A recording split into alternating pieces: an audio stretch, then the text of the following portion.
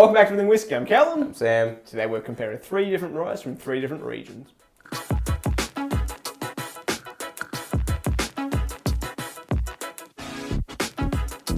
So this is basically another versus, but like With 3. three. It's 3 times versus. So basically we just wanted to include, wanted to do a versus with rye, but then we're thinking, well, which ones do we do? Do we do the Aussie versus Balcones or something? But they're so unique, like they're both not normal rye. Yeah. So we've got to include just a regular, more typical, what you'd expect rye, the Knob Creek. Really, really good.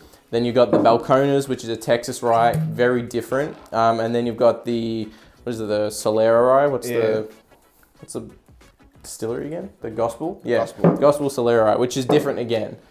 So just interesting to see 3 different mash bills, all rye from the mash bills, but just different ryes, different countries, seeing how that flavour does change. Yeah. So, I know, I'm jumping in with the Knob Creek just because it's Old Faithful, just what you know.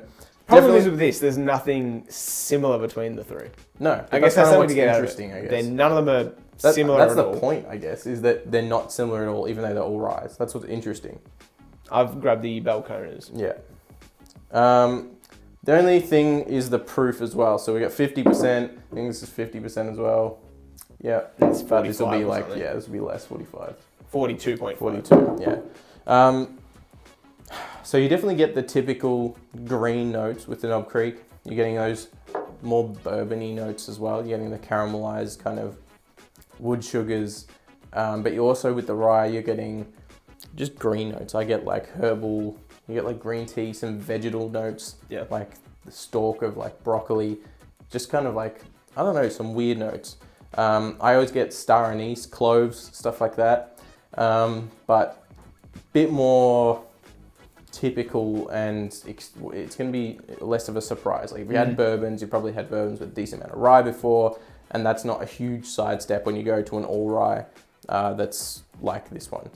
It's hard for me to compare the Balcones to the Knob Creek notes because it's completely different. Balcones, Peanut butter in this. as we all know, the Balcones has that, I call it like a Play-Doh, plasticky note. What do you call it, like a bonfire or something? I get like melted plastic and Melted wax plastic. kind of thing. So those notes are obviously there because that's just the Balcones note. But in terms of the rye spices, Man, I'm getting dry roasted peanuts on this heavily. I get a bit of the star anise and cinnamon on the Balcones, but none of the fruits like you get on the Knob Creek whatsoever. You get raisins in this. You get Raisins, yeah. sultanas. I get a lot of brown sugar, but that plastic note is just so prominent. It's For insane. me, I'm gonna wait till to get into it once I taste it. We'll swap now. This is so different. I'm sorry, but this is night and day difference. Like there is no possible way, unless you're like hard of tasting, to be able to mix these two up. Unless you got COVID, you're not gonna be able to mix these two I up. reckon with COVID you could tell the difference. Like that, I've just had a sip. That is so rich, so there is so overpowering. much cocoa, like chocolate in this, like Yeah. pure cocoa powder.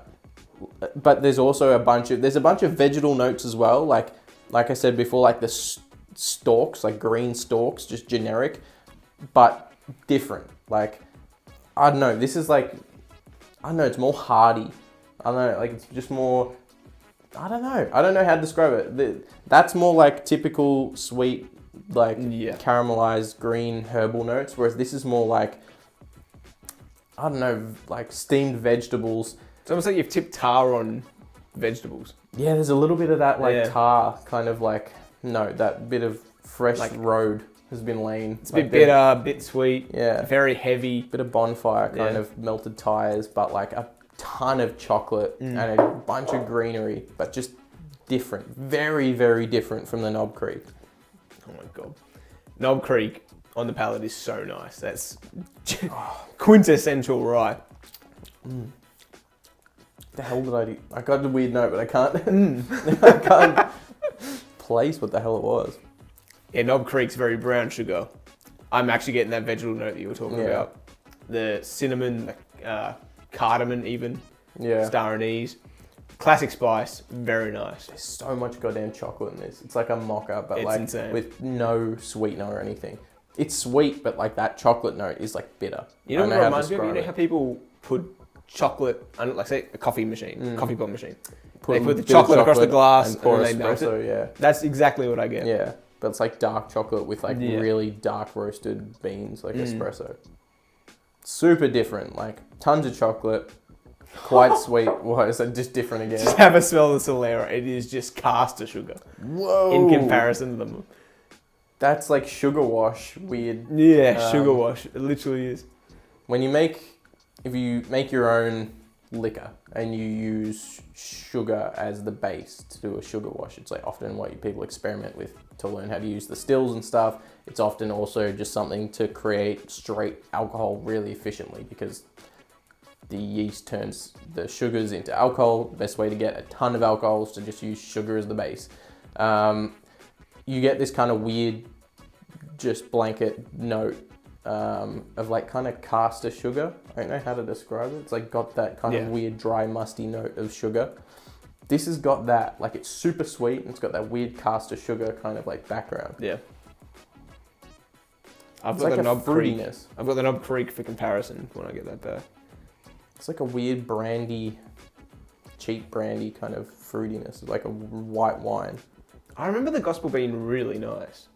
Because I remember in lockdown, that was the only rye I had. So I was sipping that while on Zoom calls with you when we were watching movies. And I really enjoyed this bottle. It's not bad, but it's very different.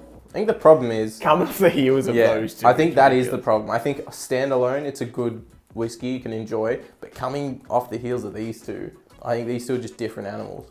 I think they just stand in a different league. There's no knock to Gospel, but these two are just... I don't know, Knob Creek's so classic, well developed, just been going for so long. Pretty sure it's 10 years old as well. And then you got the Balcones, which is just like, Balcones has been kicking ass for ages. They know what they're doing and they're so unique. Yeah. Then you they're just so much better established, whereas the Gospel's still Aussie like finding its feet. It's not even, is there any other Australian rye? I have no idea. I think there is, but I want to get the straight hard rye. pressed to find them. Yeah. That might be better because I think that's 45 or 46%. So I might compete with these guys. But yeah, that sugar, I can't get over the initial sweetness, the bright, just caster sugar in the Gospel. Goddamn, Knob Creek's so good. I miss just having things like just the Knob Creek, the rye, and the just base level bourbon. It smells like my compost. It's just so sweet and fruity. It's like sweet, but decaying vegetable notes. I'm not really getting that. It is sickly sweet though, like rotting fruit. Oh, then you go back to the Balcones.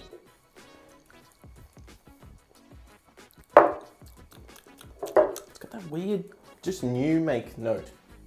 It's got a new make note. It's like this really fresh, underdeveloped taste. Jesus, this is so weird. It's just fresh cocoa. Is that the Balcones? Yeah. Yeah, it's like cacao. Like it's full on bitter, like cacao nibs. It's so green and bitter. Knows the chocolatey. Knob Creek and then immediately knows the Gospel. There is still the sugar wash, but it's not as intense. I don't know if it's because you're pulling the This is more notes like out of fruity, this. but like as in generic candy lolly fruitiness. What's that? The Gospel. Gospel. Doesn't smell like a rye. That's one thing to Is say, the thing actually that's probably standing out the most for me. Is it's very different, but these two are different, but like this is very clearly a rye. This is very clearly something super different, but you can tell rye. Like it's they taste nothing alike, but they're also like they still go the direction that rye that would make sense if you go with a rye. This doesn't taste like a rye impact. It just kind of tastes like a new make, but of something else entirely. Just a weird, I don't know. And again, in comparison to these two, it's a weird comparison. This is made from 100% Australian Mallee rye. Yeah. Which is in between, or on the border of New South Wales and Victoria, and it runs into South Australia. So it's quite a cold region. Yeah, definitely. Those two are warmish, I imagine. Yeah, but again, like Balcones gets super hot, like Texas gets super hot, but it also gets super cold. Yeah. I feel like for the most part though, it's more of a warm region than Victoria. But that might explain why it's so. Maybe, but again, also if these two are similar regions, then why the hell do they taste nothing alike? That is very true. Like these taste nothing alike. Like it's astounding how different they taste. Yeah. like at least this is from different countries, so it makes sense it'll be different. These are just 2 different states. Yeah, I don't look. Okay, what would you choose as your favorite? As my favorite, Yeah. I would go Balcones. as my Really? favorite. I would go Knob Creek, even though I'm a massive Balcones fanboy.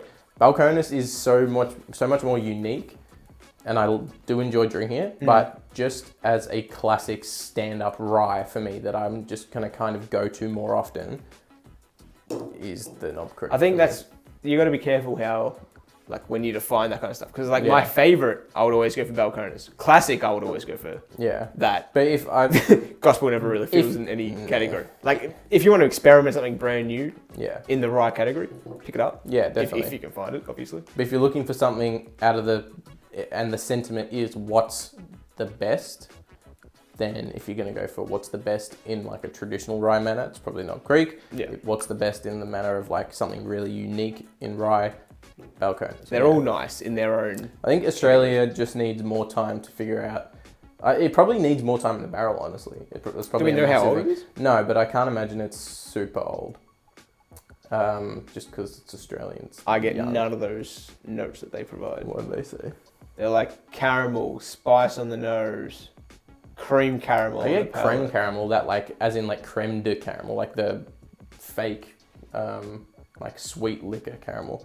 Combination American oak and Australian wine barrels. Yeah, I don't know. You don't get any of the wine notes. So let us know what you think. If you've tried, it's going to be between these two, just on the basis of who has access. Let us know what you think. If there's any other ryes that just kick massive ass that are really popular that you reckon we'll be able to get, let us know, because I want to review more ryes just in general, like whole standard review, because we don't have access to a ton of them. Things for me that I like will always go back to loving are things like the Rittenhouse, Knob Creek, but yeah, let us know down in the comments below. If you like this episode of Everything Whiskey, leave us a like. If you want to see future episodes from us, maybe consider hitting that subscribe button. If you do, see you next one. Cheers.